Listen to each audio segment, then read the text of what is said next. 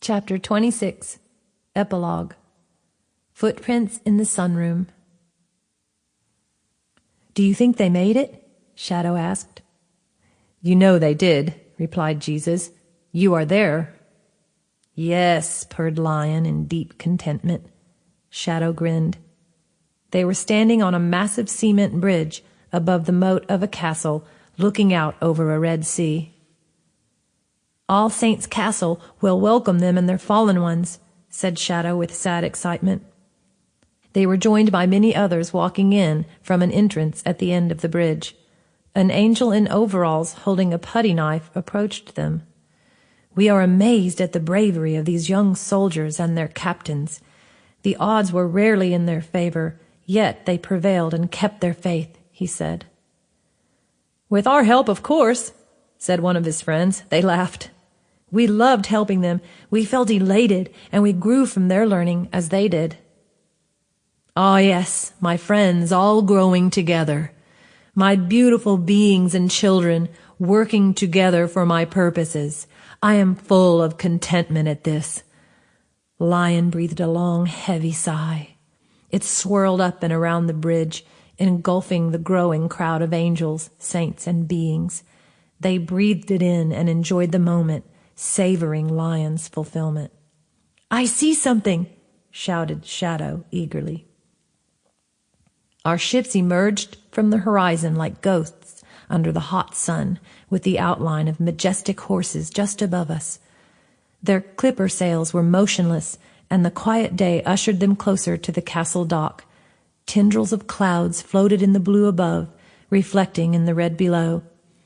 One ship was out in front, advancing quickly. Something fell from the bow. "What was that?" yelped Shadow. "We shall soon find out," smiled Jesus. "I am sure you know, my friend," he said to Shadow. "I am there," they said simultaneously. They both laughed. I came up out of the Red Sea on stone stairs, out of breath and dripping red water. I ran straight to Lyon, splashing him with ruby drops as I threw myself into his great mane. "Oh my gosh, I saw you from the bow. I was so excited. I could not wait. And the water was so inviting. And it is so hot. I'm so sorry. I'm getting you all red and wet. Oh, how I love you." I blubbered and buried my face in his fur. He purred in deep satisfaction. I picked up Shadow and threw her up and caught her, both of us laughing. I ran to Jesus and hugged him with all my might, smashing poor Shadow in between us. I turned to see Cameron trotting over to us on Jade, with Spirit right behind him. Spirit nudged me lovingly. Cameron jumped down and swept me up in his arms. "Long time no see," he joked. "I missed you, my beautiful angel fish. How was your swim?" We were joking and laughing when another man walked up. "Harold, you're all well." We hugged and we chatted for a bit. The ships pulled up and dropped anchor all along the castle moat landings. Soldiers, horses, and shipmates were all debarking. They walked out onto the long bridge opposite where we were standing and formed two lines facing each other. The worker angels flew over to the ships. "What's happening?" I asked quietly. It seemed like a solemn moment. Jesus leaned into my ear. "It is time to receive our fallen soldiers." I had never really seen the worker angels fly, or noticed until now that their wings were actually a part of their overalls. They were all made of the same wax, paper-like material of a soft pearly white. The fluttering, crinkly sound they made was so refreshing. My ears were eating it up. I could still taste sounds. The angels boarded the ships and flew with the deceased in their arms to the end of the bridge. They carried them in between the two rows of soldiers, one at a time. The comrades of the fallen soldiers paid their respects and rejoiced for their graduation. Angels flew above us with Red Cross flags.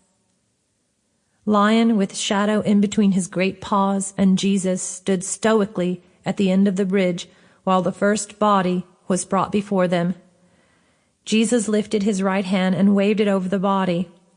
The soldier's spirit rose up and floated past Jesus, down to the bridge, and right through the huge castle door. It was then I noticed the beautiful jewels set into the walls. All Saints' Castle was where I met Lyon, where it all started. We were at the front of the castle. I must have entered the waiting room from the back. Our friend was going to join the saints who help in the cleansing. The jewel stones watched us, winking in the morning sun. Are they really winking at me? I swear some of them were. A worker angel brought the second body, and the same thing happened. Jesus waved his hand over the third body, but this time he turned up his palm. A sparkling gemstone lay in his hand, nearly the whole size of it. An angel came with a bucket into which Jesus deposited the precious stone. This went on until all of the bodies either became spirits that flew into the castle or were made into stunning gems.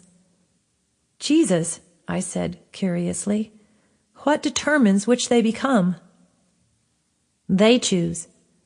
It is really all the same. They are my treasure. They are my saints. The wait is over for them. They are all me now, forever in me, my temple, my house. They build me up either way. Worker angels with putty knives took the bucket and walked the long length of the bridge to the front of the castle.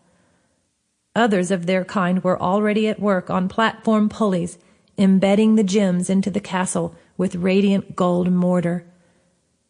After all of the transformations, the assembly sang a favorite hymn. All creatures of our God and King, lift up your voice and with us sing. Hallelujah, hallelujah, thou burning sun with golden beam, thou silver moon with softer gleam. Oh, praise him, hallelujah, hallelujah, oh, praise him. Our unity was strong as we sang on. I looked around and saw many familiar figures from our journey. Honorée and her parents had come to pay homage to these brave soldiers. I saw the transformation angels standing behind Jesus, worker, beamer angels, lithe and lovely aroma angels, worshiping angels, and many more fascinating heavenly creatures, some I had never seen before. All of the soldiers sang out with great bravado and passion. Oh, praise him, hallelujah, hallelujah, oh, praise him. I slipped through the throng in wonder as my ears filled up with the power of the honoring. I shivered and realized I was still wet. I walked down the bridge and up to the castle entrance. The massive door opened, and a red carpet rolled out in front of me. I turned to look at Lyon and find Cameron. I could not see them through the crowd. I hesitated, then stepped onto the soggy path in my bare feet. It was cool and refreshing. I walked into the castle. A white light blinded me completely, and I had to grope my way along the path.